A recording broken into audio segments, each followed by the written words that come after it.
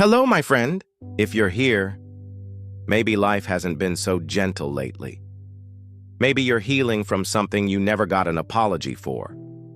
Maybe you're learning after all these years how to stand quietly, even when the ground shakes. This isn't just another motivational video. It's a quiet space for those who've been strong for too long, for those who've outgrown noise and are searching for depth. In this video, I want to share something timeless, something the Stoics knew thousands of years ago, that true strength isn't loud. It's not reactive. It's not about winning. It's about mastering yourself when everything outside feels out of control. Before we begin, I want to ask you something. What has life taught you? Only after it broke you open. Leave your answer in the comments. I read everyone. Truly. And if this message resonates with your soul, please like the video, share it with someone who needs it, and subscribe to help me reach 1,000 others walking this quiet, powerful path with you. Let's begin. Lesson 1. No one can offend you without your permission. You know, I remember sitting across from a friend many years ago who looked absolutely crushed after a dinner party. Someone had made a passing remark, something small, almost forgettable. But it stuck with him. It burned in his chest like fire, and I asked him gently, "Why did you give that person so much power?" That's the truth, isn't it? No one can truly offend us unless we grant them the power to do so. Real self-respect doesn't come from applause.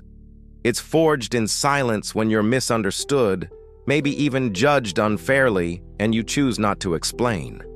Not because you're weak, but because you're grounded. As I've grown older, I've come to believe that dignity is not something we perform. It's something we protect. You don't need to win arguments. You need to win your own peace of mind. The Stoics taught us this long ago. Epictetus said, "It's not what happens to you, but how you react to it that matters." And the best reaction sometimes is no reaction at all. So the next time someone throws shade, ask yourself, do I really want to carry this with me all day, or can I set it down and walk away free? Because that's what strength looks like. Not proving your worth, but knowing it so deeply, you don't need to announce it. If this idea speaks to you, please consider subscribing. I'm on a mission to share Stoic wisdom with 1,000 people who value calm over chaos. Question for you. Have you ever walked away from an insult without defending yourself and felt stronger because of it? Share your story in the comments. Lesson 2. Silence is the weapon of those who've stopped seeking approval. There's a kind of quiet that doesn't come from tiredness, but from awakening. I once worked with a woman in her 60s. Her presence was magnetic. She never interrupted, never rushed, never argued.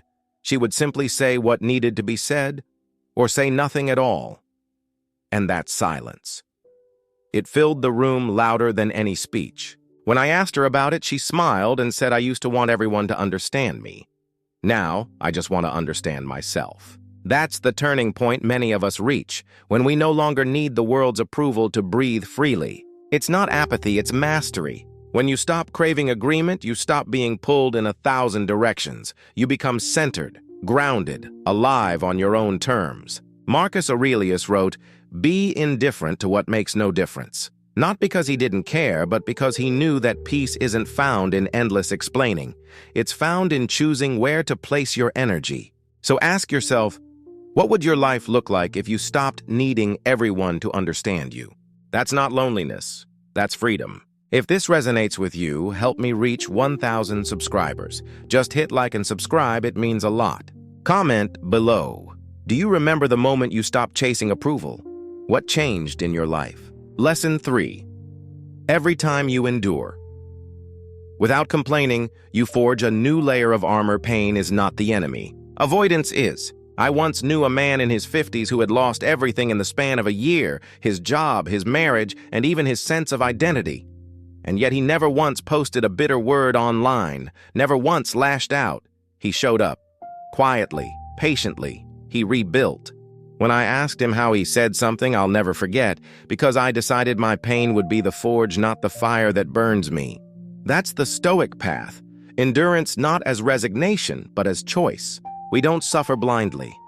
We suffer with our eyes open, knowing that every hardship survived with grace adds another layer to the soul, another shield against the storms of life. Seneca put it simply, difficulties strengthen the mind as labor does the body. Every time you face a hard moment and choose not to complain every time you keep walking while the world whispers, "Just fall down already," you become unshakable. Endurance, my friend, isn't weakness. It's the quiet declaration, "You will not define me."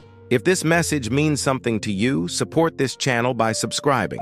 I'm sharing wisdom for those walking through fire and choosing not to scream. What's a moment in your life where endurance gave you back your power? I'd love to read your story in the comments. Lesson 4. Loneliness teaches you what no one else can. There's a certain silence that doesn't come from turning off the noise, but from finally turning inward. Let me tell you a story. A man in his late 50s, let's call him Jack, once came to one of my workshops on resilience. He looked like someone who had held everything together for everyone else his entire life, family, career, finances. But there was a weight in his eyes. During our break, he pulled me aside and said quietly, "I don't know who I am when the house is empty." That hit me hard, because no one really talks about the quiet that comes after the children leave, after the phone stops ringing, after retirement parties are over and the routines dissolve. We prepare for success. We prepare for aging, but we rarely prepare for solitude. And yet it's in that stillness, sometimes painful, sometimes peaceful, that the real questions begin to rise. Who am I when I'm not needed? What part of me was performance? What voice in me is truly mine? This is where Stoicism enters not as a cold philosophy, but as a deep companion for the soul. Epictetus said, "You are not alone if you are in your own good company." And that's the key, not escaping loneliness, but transforming it. Because in solitude, if you dare to sit with it long enough, you start hearing the difference between the voice of the world and your own. Most people confuse loneliness with emptiness. But the truth is, emptiness is what you feel when you've never really known yourself. When the noise of expectations fades, you meet the person underneath the roles, the man behind the title, the woman behind the mask, the soul beneath the schedule. And what you find might surprise you. Maybe there's grief there, or regret, or dreams that were shelved decades ago. And that's okay, because that meeting with the self, that's where healing begins. It's also where power begins. I often say this to the people I work with: don't rush to fill the silence. Let it speak. Because here's what I've seen over and over again. The people who grow the most in their 50s, 60s, and beyond aren't the ones who chase new distractions. They're the ones who use their solitude to shed the lies they once believed, that they had to be liked to be worthy, that being busy meant being valuable, that their pain made them broken. None of that is true. You don't need to be surrounded to be whole. You just need to be centered. Marcus Aurelius wrote, "Nowhere can man find a quieter or more untroubled retreat than in his own soul. And in that retreat, something strange happens. The more time you spend with yourself, not criticizing, not escaping, but simply being, the more strength you uncover." Jack came back a year later. He had started hiking alone, reading again, journaling, sometimes just sitting in the backyard doing nothing. And he said to me, "I used to think I was disappearing, but now I realize I'm finally appearing to myself." That's the magic of solitude when you embrace it. So if you find yourself in a quiet season, I urge you, don't rush to fill it. Don't call it emptiness too soon. Sit with it. Walk with it. Learn from it. Because no one teaches you more clearly than loneliness about who you are, what you value, and what kind of peace you truly want to build in your final decades. And once you've learned to enjoy your own company, you'll never be afraid of being alone again. You'll know that peace isn't about having people around, it's about having yourself intact. If this message touched something inside you, would you help me reach 1,000 subscribers by clicking the subscribe button? Each sub helps spread Stoic wisdom to those quietly struggling in their own silence. Question for you: what has solitude taught you about yourself that you didn't know before? I'd love to hear your story in the comments. Lesson 5. You don't need to win every argument. You just need to stay true to your principles. There's a kind of victory that leaves you feeling empty. You know what I mean. You win the debate, but lose your peace. You prove your point, but walk away with a bitter taste. You silence the other person, but something inside you doesn't feel proud. I've seen this pattern play out countless times, especially as we grow older. We've been through too much, survived too much, lost too much to keep spending energy on every little disagreement. A few years ago, I worked with a retired attorney in his 60s. Brilliant man, quick mind, always had a sharp answer for everything. But after a long and painful falling out with his daughter, he told me something that changed me. I won every argument, but I lost the relationship. And he wasn't saying that with pride. He was saying it with heartbreak. Because the older we get, the more we realize that being right isn't always the highest good. Sometimes the greatest strength is restraint. The Stoics taught this thousands of years ago. Marcus Aurelius wrote, "The best revenge is to be unlike him who performed the injury." That means stay kind even when others are cruel. Stay grounded even when others are loud. Stay principled even when others try to provoke. You don't need to match their tone. You don't need to descend to their level. You just need to keep your dignity intact. Because here's what most people don't understand. You don't need to win the moment. You need to win the long game. The long game of integrity. The long game of inner peace. So the next time you're tempted to argue, pause. Ask yourself, do I really need to win this? Or do I just need to walk away with my values undamaged? Seneca put it best. It is better to conquer our grief than to deceive it. Likewise, it's better to master your ego than to feed it. If you've ever felt drained after winning a pointless argument, I invite you to subscribe. My goal is to build a community of 1,000 people who value peace over pride. Question for you. What's a time you walked away from an argument and felt stronger for it? Share your wisdom in the comments. Lesson 6. Gratitude is the highest form of intelligence. A man once told me, "I'll be grateful when my life finally calms down." But the Stoic in me wanted to reply, maybe your life will calm down once you become grateful. You see, gratitude isn't a response, it's a decision. It's not a reward for having a good life. It's the foundation for seeing the good in life even when it's hidden under struggle. I once worked with a cancer survivor in her 70s. Her body had been through hell, treatments, surgeries, fear. And yet she radiated something that stunned everyone around her peace. I asked her, "How did you stay so calm through all that?" She smiled and said, "I stopped asking why me and started whispering thank you for every sunrise I was given." That's what I mean by gratitude being a kind of intelligence. It's the wisdom to stop fighting reality and start appreciating life as it is, not as you wish it to be. In the Stoic tradition, we call this amor fati, the love of fate, not passive resignation, but active acceptance. Not this is fine, but this is mine to grow from. Marcus Aurelius woke up every morning expecting difficulty. And instead of resenting it, he trained his mind to say, even this is part of my path. When you adopt that mindset, something incredible happens. Your heart softens, your eyes open, and your soul stops chasing the next thing, the next fix, the next. Finally, it's good enough. Because the truth is, it already is. Gratitude is the quiet realization that nothing is missing. Even pain becomes a teacher. Even waiting becomes sacred. Even loss becomes a deeper form of love. If this message brings you a little more peace, consider subscribing. I'm trying to reach 1,000 people who want to practice strength through stillness. What's something difficult you've learned to be grateful for? I'd be honored to read it in the comments. Lesson 7. Your life speaks louder than your words. We live in a world obsessed with talking. Tweets, comments, opinions, shouting matches on TV. But you know what leaves the deepest impression? A quiet life lived with honor. I remember watching my grandfather in his final years. He wasn't a man of many words, but everything about how he moved, how he treated others, how he faced pain without complaint said something, and it spoke volumes. That's the truth Stoicism reminds us of. You don't need a microphone to be powerful.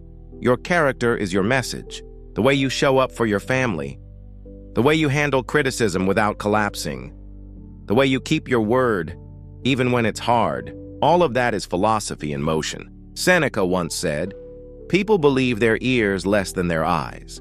Meaning, don't just tell them who you are, show them. Because in a world full of noise, virtue whispers and still gets heard. So when someone cuts you off in traffic, when your friend lets you down, when the world feels like it's losing its mind, Don't react with noise, respond with integrity. Because every step you take, every decision you make is part of your legacy. Even the smallest moments are like brushstrokes on the painting of your life. You don't need to convince anyone. You just need to live in such a way that conviction becomes visible. And here's the most beautiful part: you become peaceful. Not because people applaud you, but because you're proud of how you move through the world. And that is more powerful than 1,000 words. If this idea resonates, please hit like and subscribe. I'm sharing lessons like this to reach 1,000 kindred spirits who believe actions speak louder than noise. Who in your life showed you what character looks like without saying a word? Tell me their story in the comments. Lesson 8. Every wound is an invitation to grow or to grow bitter. Let me say something that may sound strange. Pain is not the problem. What we do with pain is. I've sat with so many people in their 50s, 60s, even 70s carrying wounds that never got a chance to heal.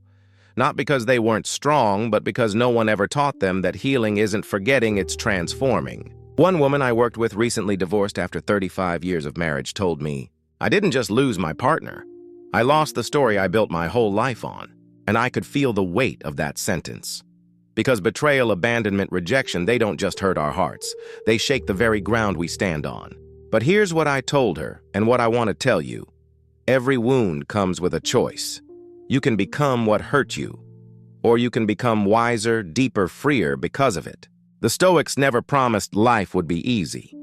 In fact, they warned us it wouldn't be. But they also said, what stands in the way becomes the way. That's not poetic optimism. That's a roadmap. Yes, you were lied to. Yes, you were mistreated. Yes, you were overlooked. But you don't have to carry the poison with you, because the moment you decide not to become like those who hurt you, you win. The world may try to turn you bitter, but bitterness is optional. Growth is available.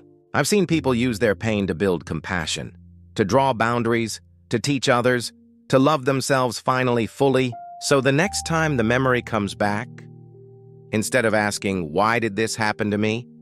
ask, "What can I become because of this?" That's how warriors are forged, not in victory, but in choosing growth when bitterness would be easier. If this spoke to a part of your past, help me share this message. Subscribe and join me on the path to 1,000 souls learning to turn wounds into wisdom. What's one painful experience that in hindsight made you stronger? Let's talk in the comments. I'll read every word. Lesson 9. A self-controlled man fears nothing. Not hunger, not loss, not starting over. Let me tell you what real strength looks like. It's not muscles. It's not shouting the loudest. It's not even having all the answers. Real strength is self-control. A man who is self-controlled doesn't panic when money is low. He doesn't collapse when someone leaves. He doesn't lose himself when everything changes because his identity is not built on sand. I once met a man mid-50s, divorced, twice, business failed. He said to me with a calm I didn't expect, "I lost everything except myself, and that's why I'm not afraid to start again." That's the Stoic spirit, the unshakable core that doesn't depend on outside approval, outside comfort, outside success. Because what you control is enough.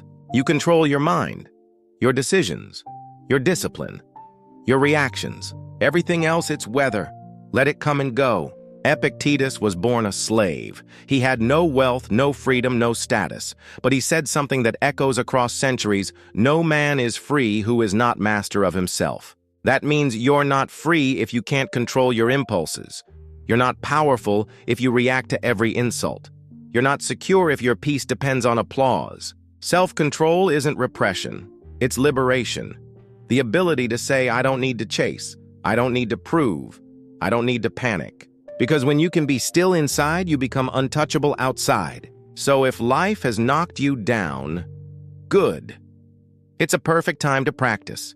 To stand not because someone helped you up, but because you remembered who you are without the titles, the praise, the mask. If you're on a path to inner mastery, subscribe. Let's build a tribe of 1,000 people walking with quiet power. What does self-control look like in your life today? Share a moment you're proud of. Your story matters. Lesson 10. Wisdom isn't knowing everything. It's staying steady in the storm. There's a strange thing about age. you start to realize that most of life's tests don't come with clear answers, just difficult moments. And in those moments, intelligence alone won't save you, experience alone won't either. What you need is wisdom.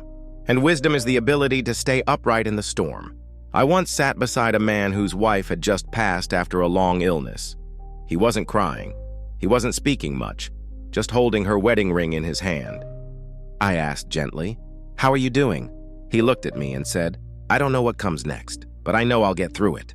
That is wisdom. Not having the answers, but having the inner structure to stay standing when nothing makes sense. Stoicism teaches us this. The wise person doesn't avoid the storm, they become the calm inside it. Marcus Aurelius dealt with death, betrayal, plague, war, and he still found space to write things like, "You have power over your mind, not outside events. Realize this and you will find strength." We often think the goal is to figure everything out, but sometimes the most powerful act is simply not losing yourself in the confusion. To breathe, to pause, to take one small step forward. Wisdom is learning to suffer with grace, to love without possession, to hope without expectations. It's not flashy, it's not loud, but it endures. And when you look back over your life, you'll realize it wasn't the times you knew everything that shaped you. It was the times you didn't, but stayed true anyway. If this lesson brought you clarity, hit that subscribe button. Help me reach 1,000 people building wisdom, not just knowledge. What's a time you stayed calm in chaos and learned something about yourself? I'd love to hear your insight in the comments. At the end of the day, the most powerful people I've met weren't the loudest. They were the ones who had nothing left to prove and everything left to give. If this idea resonates with where you are in life, please like and subscribe. Help me reach 1,000 people walking this beautiful path of subtraction and strength. What have you let go of recently and how has it changed you? Your reflection may inspire someone else. Let's share in the comments. If you made it this far, thank you. It tells me something about you. You're not here for noise. You're here for truth, for clarity, for inner strength. And maybe, for the first time in a long time, you're not trying to fix everything. You're learning to sit with life as it is. That's stoicism. That's power. So take a deep breath. Remember, you don't need to prove anything to anyone.